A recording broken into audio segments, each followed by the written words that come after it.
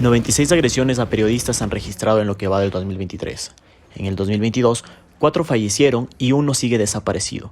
Pero ¿cuáles son las razones por las que los periodistas sufren de violencia? Históricamente, en este monitoreo que, como les decía, Fundamedios lleva desde el año 2007, ¿no es cierto?, registros de las agresiones contra la prensa. Históricamente, el principal agresor son justamente agentes estatales, ¿no es cierto?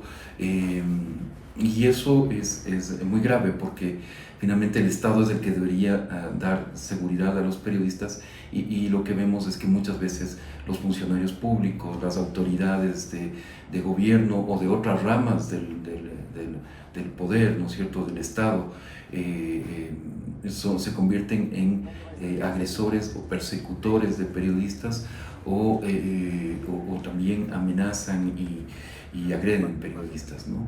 Entonces, esa es una amenaza que está ahí, ¿no es cierto? Es cada vez más frecuentes, por ejemplo, los juicios contra periodistas promovidos por funcionarios públicos, y eso es muy grave. Otra amenaza que vemos con claridad que aparece es en los escenarios de violencia social, de movilizaciones sociales, ¿no es cierto? Hemos tenido 2 episodios graves en el país, en octubre del 2019 y en junio del 2022, ¿no es cierto? Hubo movilizaciones sociales muy fuertes y en esos contextos también se atacan a periodistas de forma masiva. O sea, creo que el ambiente se ha vuelto mucho más difícil para el trabajo de los periodistas. En la frontera no hay muchas coberturas, precisamente después del 2018, cuando ocurrió el secuestro y asesinato del equipo periodístico del Comercio.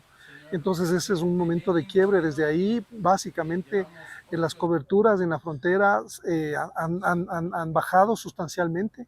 Los periodistas de esas zonas de frontera no entran en esos temas muchas veces por miedo, porque hay un gran temor. Esas son zonas muy penetradas por el crimen organizado. Entonces, no solamente los periodistas, las autoridades en general están con miedo, pero también otras están articuladas a esas organizaciones criminales. Entonces, desde el 2018, no recientemente, la situación para los periodistas cambió y para la comunidad en general. La inseguridad se ha ido incrementando y esto lo único que abona es a un problema muy grave, porque la gente no sabe lo que ocurre cuando la prensa no hace su trabajo y no cuenta qué está pasando en diferentes áreas o en diferentes zonas geográficas del país. Bueno, hablando de violencia a los periodistas, actualmente tenemos una amenaza que es bastante compleja, es bastante grave, que es el tema del crimen organizado y el narcotráfico. Lamentablemente digo que es complejo y no sabemos cómo actuar porque no tenemos unos protocolos ni unificados ni establecidos para saber cómo tienen que actuar los periodistas frente a estas amenazas. Es algo nuevo que está en nuestro país.